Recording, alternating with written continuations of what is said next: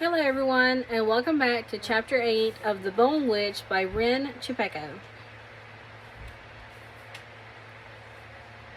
Over a year after our first arrived at the Valerian of Anako, nothing about my situation had changed, save Lady Michaela's visits to the Ashika decreased over time.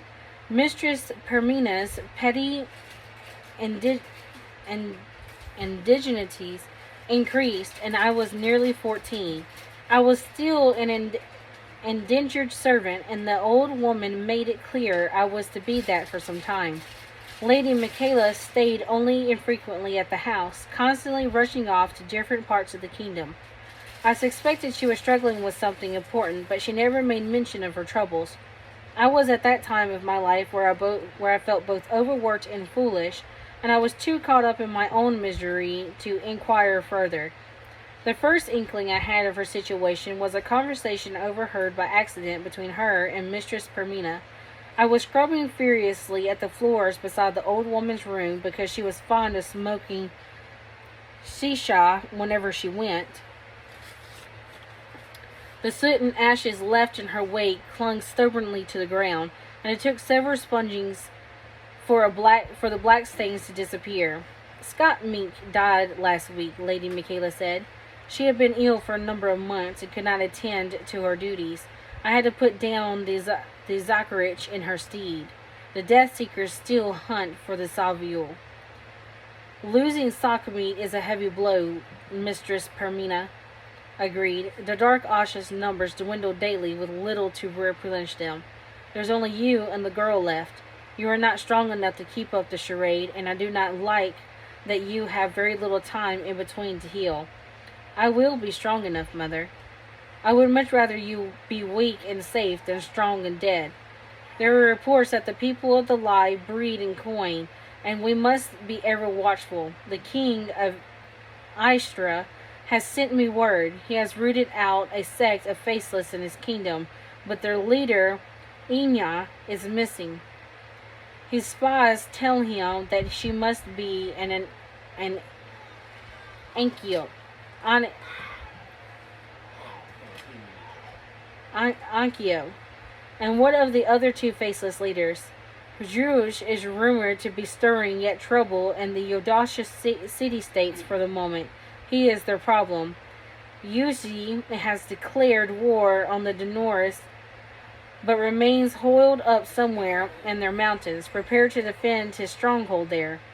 I am thankful that none of them harbor much affection for the other. It will be much more difficult to stave them off should they pose a united front. Are you sure about the wretchling? I have faith in her abilities, Mother. I dearly hope so, Darim. I have found her of little use so far. Slovenly with the housework, slow to learn, but quite skilled at eavesdropping in matters that do not concern her. The old woman raised her voice. I expect the outhouses to be clean by the end of the day, T. You'll best start immediately if you expect any dinner tonight. I scrambled away as fast as I could, lugging my water bucket behind me. At the very least, I thought sourly, she had learned my name. Why couldn't you just resurrect her? I asked Lady Michaela sometime afterward. Wouldn't it solve the problem? But the woman shook her head. You forget, T. The Dark Asha cannot raise those who share the same silver heart glass as theirs. Whatever the advantages our abilities give, we cannot give them in death. That doesn't seem fair. Neither is life, girl. Already I was restless. There seemed to be no end in sight as far as my servitude was concerned, and Lady Michaela's library, extensive as it was, had no books about Asha and runic magic. Where was the training I was promised, the lessons I would learn to become Asha? Sweeping floors and washing dishes may have taught me patience and determination, but unless I could defeat a Devea armed with a mop and bucket, Mistress Permina was no more teaching me lessons than taking advantage of a free servant. I wreaked my revenge in 100 different, albeit petty, ways. Whenever I was sent to buy a box of sweetmeats for Mistress Hermina, I took a piece for myself, and she never knew. On days when she was being particularly nasty, I would wipe the privy with her face cloth. I realized, looking back, how immature I was being, but it was the closest thing I had to rebellion at the time, when I felt powerless. Whenever I was at my lowest, I would pretend that I had a better future. I pictured myself as a powerful Asha, slaying Devea and slowly earning the people's admiration. I imagined I was, as Lilac had predicted, with jewels and crowns and a prince by my side, who resembled Prince Cance more and more with each passing day. From there, my thoughts often drifted, and I wondered if I would see him again, or if he would even remember me. Any good days I had were because I had spent them with Fox. He smuggled me small gifts when no one else was looking, hair ribbons and new clothes. Mistress Permina was quick to notice, and they have found their way into garbage bins. I was only allowed Lady Michaela's crescent pin to wear in my hair, the amethyst ornament I would have rather consigned to the oracle's flames instead of my blue sapphires. Instead, Fox gave me things I could hide more easily, an occasional book he brought at the marketplace, or some of my favorite snacks like sweet, sticky mochi pastries, meat cutlets, and fried bread. To make up for the thin, watery soup, pickled radishes, rice, and roomberry fruit I was fed, offset only by grilled sardines twice a week. At my suggestion, he gave these to Kana and Fauri as well. Kana received these cants, as she called them, probably because these were things she wasn't allowed to have as a servant in the Ashika, with unfeathered joy. Fauri was little less welcoming, but the bland meals we were given soon wore down her resolve, though she would only accept the gifts if they came from my hand rather than from my brother's. I had more chores than either girl, but soon both began pitching in when they could. Kana because she was grateful, and Fauri because she did not want to feel beholden to me. Often they gave me early warnings when Mistress Palmina woke, and we hid in the kitchens before she could find any of us to scold. Kana giggled and cast shy, admiring glances at Fox when he visited, and I hadn't the heart to tell her he was already dead. Drakatha custom dictated that Fauri couldn't associate with men who were not family, and so she kept a respectful and aloof distance whenever he was around. I didn't know how Fox found the money to buy me food and books, but every time I badgered him about it, he refused to answer. He showed up one day with a slight limp, and my suspicions grew. "You're going to be an Asha soon, T," he reminded me, "and that means you're expected to be truthful, so it would be the best if you didn't know. I am not involved in anything illegal if that eases your mind." "If you aren't a part of anything illegal, then why won't you tell me?" I demanded. "It isn't this hypocritical of you to say that I be truthful, then you be smuggling food stuff to me for the better part of 3 months. Technically not illegal," he amended, "and I said you had to be truthful, not starving." He never did answer my question. One spring evening, when the leaves turned as green as the fresh morning dew, I sat on a small veranda watching the night sky. Miss Permina had just recently added one more chore to my already busy schedule. Kana and Farid took turns waiting up for Lady Shadi to return to Ashika after her functions, and the old woman had decreed that I share in this duty.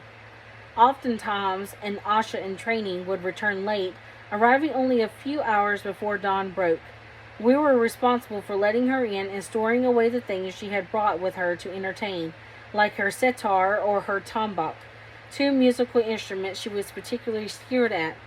Lady Shadi was still an apprentice, but she went to many functions like regular Asha in preparation for her upcoming debut. She had a sweet, fine-spun disposition and was a favorite among guests.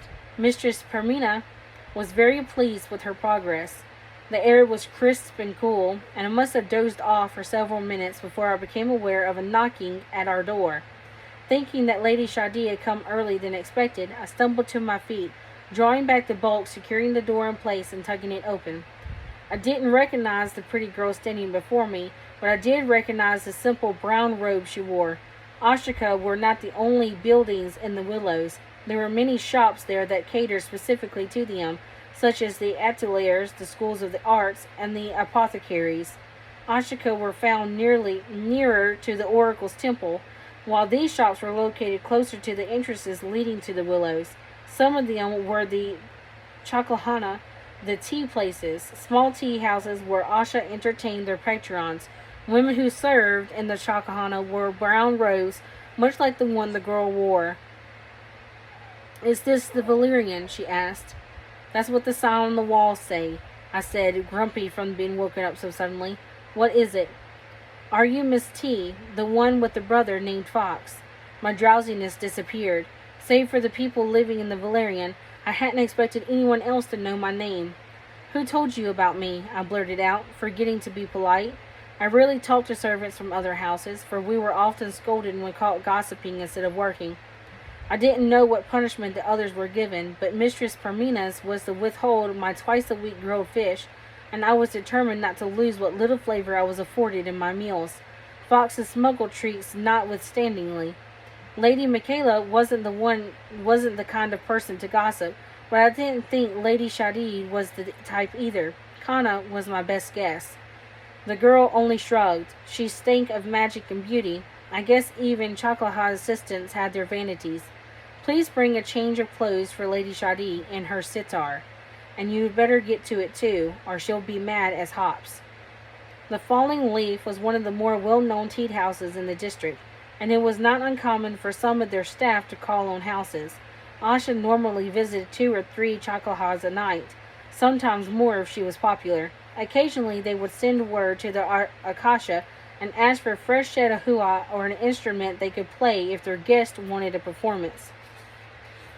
Asha usually select what to wear based on how appropriate the design is for the season, and often laid them out in their rooms for handing out in case of change of clothes is required in the course of the night. I had gone on similar errands in the past, but no one from any of the tea rooms had ever called for me by name before. Because it was springtime, Lady Shadi had left for the night wearing a beautiful olive green hua with doves embroidered along her voluminous sleeves and a waist wrap of deep plum with silver stitched outlines of chrysanthemums. The hua she had laid out before leaving with golden in color, with white puffs of dandelions billowing out along its edges, paired with a light gray waist wrap with turquoise leaves. Her sitar laid across her bed, slightly worn and scuffed from age and constant use. I wrapped both up carefully with delicate paper and followed the girl outside. Like most tea rooms, the Falling Leaf looks deceptively simple from the outside. One entered it by walking up through a domed doorway with a large folding screen made of carved wood and embossed in intricate metal designs preventing anyone from looking in at the festivities within. Past the screen lay a large garden common in every chakalha and in Aniko. Fishes swam in the small ponds with fresties serving as shade. A large fountain statue in the likeness of the great hero Anahati stood in the center, water flowing down a jar she was pouring into one of the many streams below. A series of rooms on a raised platform surrounded this garden, separated by wooden dividers and drawing screens, ensuring that anyone who might want to leave the party for a few minutes to wander among the trees and flowers can do so easily and with all the privacy they desired. The girl bade me to wait at the entrance, but was back in less than a minute, gesturing for me to follow. Soft strains of laughter reached our ears as we approached one of the rooms. The girl tapped lightly against the screen, and it was pulled back almost immediately. A moon-faced Asha stared back at us before turning back and announcing to the party inside, "The Bone Witchling is here." A long, slim hand shot out and grabbed me by the sleeve, tugging me into the room before the door slammed shut before the startled attendant's face. There was no guest inside, only Asha. They circled me, giggling, and their silver heart's glass glinted in the candlelight.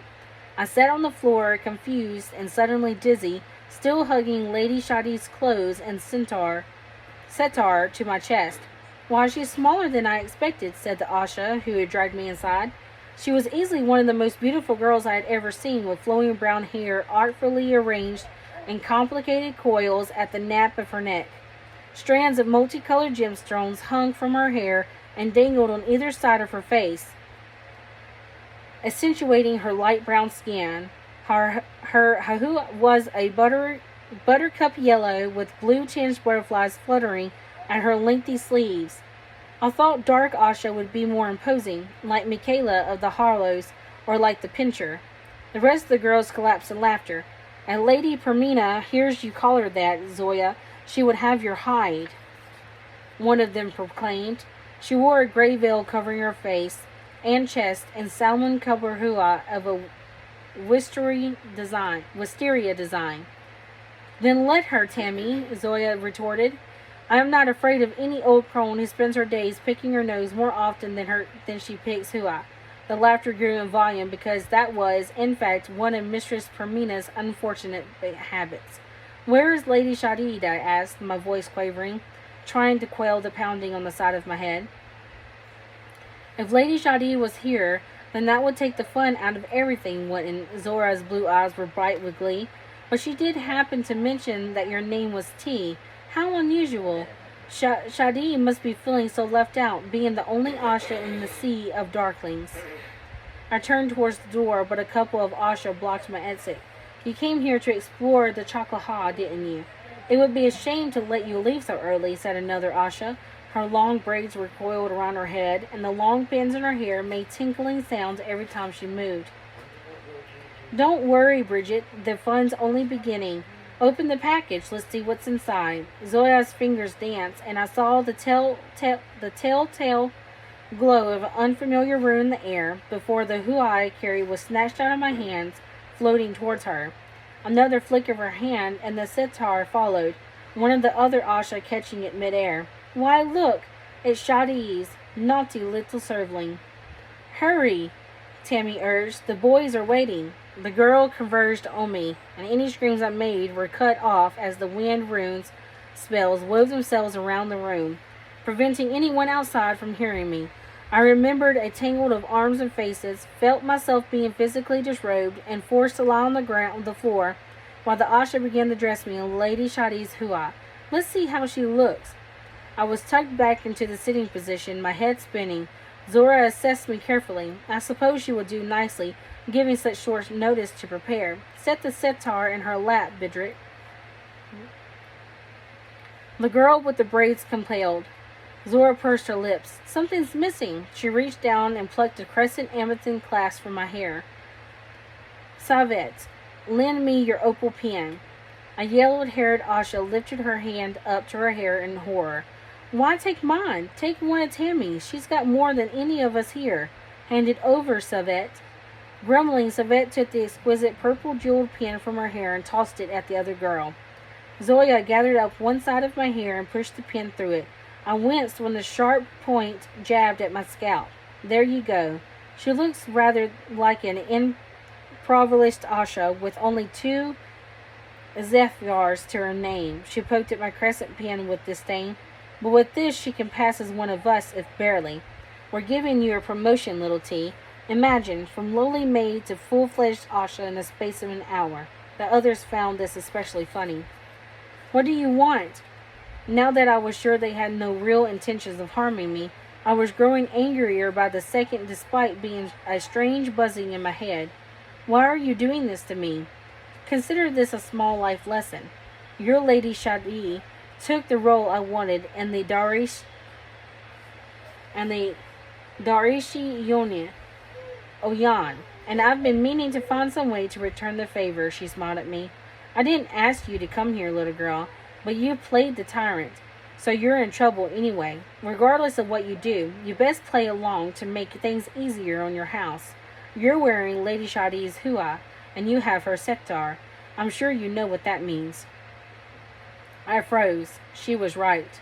I may not be an Asha yet, but Lady Shadi and I were members of House Valerian. Everything I did in her clothes would be done in her name, on Madame Permina and Lady Michaela's names, and on the Valerian name, and it did not matter one whit that I had been forced into it. I have to go, I burst out, struggling, but more hands held me in place. My headache refused to go away, and I wasn't even sure I could stand on my own, even if I had wanted to. And how can I let you leave, the pretty Asha said, after you've stolen my good friend Sadi's hoo-ha and her favorite instrument. I ought to alert the mistress of the falling leaf and have you thrown out in full view of all the other paying guests.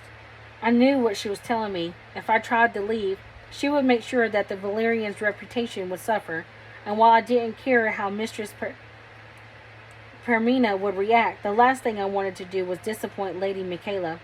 That's better, Zora grinned as I relaxed. Don't worry. Keep a smile on your face and do everything I instruct you to, and you'll be free to leave once the party is over. The party? But the other girls were already forcing me to my feet, and I was still too dazed to put up much of a struggle. They led me across the garden to another room, when the murmur of voices within told me the guests were already in attendance. Grinning, the braided usher named Bridget drew the door open, and I found myself staring into the eyes of Prince Cance. Have you ever been in love? The usher asked. She was up before dawn. I followed her by the grave again, looking up at the jaws of yet another skeletal horror. Salt water and sand swooped into the open, gaping mouth, egged on by the rising tides, to bleach its lower mandible in a brittle white. Her fingers weaved through the air beside the beast, sampling at the breeze. She carried a small vial in the other hand, filled with a nauseating potion she had boiled the day before. I did not expect the question, I stammered. Well, there was this girl I've known all my life. We grew up together. Our parents hoped we would marry when we came of age. And did your banishment from Droth put an end to that engagement? There was no engagement to speak of. She valued my friendship, but that was all. She liked someone else. Did her parents approve of that match? No. She was in love with a young bricklayer her father hired, and I'm not important. I want to know more about you and the prince. My relationship with the prince had always been very complicated, she smiled amused, and looked up at the bones. They say monsters like these were common during the first days, before the 5 great heroes slew the Devea. But as imposing as they are, it is futile to raise them from the dead. They have no limbs to walk out of water onto shallow shores. The Devea are a different story. She tapped at her heart glass. You stare at this when you think I do not see. Speak your mind. Our heart glass, Mistress T. Heart forgers bear silver hearts. But so do Asha and Death Seekers. The lesser of them have purple, while the common folk have red. I have never seen black heart glass before. It is because few do what I have done, not since the false prince, not since his followers. Black heart glass is a punishment meted out to those who commit certain atrocities that Asha find repugnant. No one with a black heart glass should be able to sense the runes, much less wield them. It is why they gave me exile instead of death. She smiled grimly. They were wrong, of course. I have found black heart glass to be useful in ways they could never have imagined. She held out her hand to show me a bezoar that glittered gold in the light. This is the bezoar extracted from the Travai. It rampaged through the old world for 13 days and 13 nights before the great hero Mithras slew it. It raises from its grave every 10 years. It glows bright in the presence of all poisons, essential for knights and noblemen wary of those who prepare the food and drinks. I harvested it 3 weeks ago. But, Mistress T, if your Lady Michaela harvested the bezoar when you were only 12, and if it rises every 10 years, then it would not have been potent for many more years. Yes, but I could not wait that long. I waited for her to explain further. Instead, she changed the subject. You wanted to ask me about my loves and my romance. Prince Nance started out as a simple infatuation. Back then, I had no inkling how much of my life he would change. But when you are younger and know no better, infatuation can lead all the world to burn. She lifted the vial to her lips and without pause drank down the potion. And that is the end of chapter 8. Join us in our next video for chapter 9. Till then.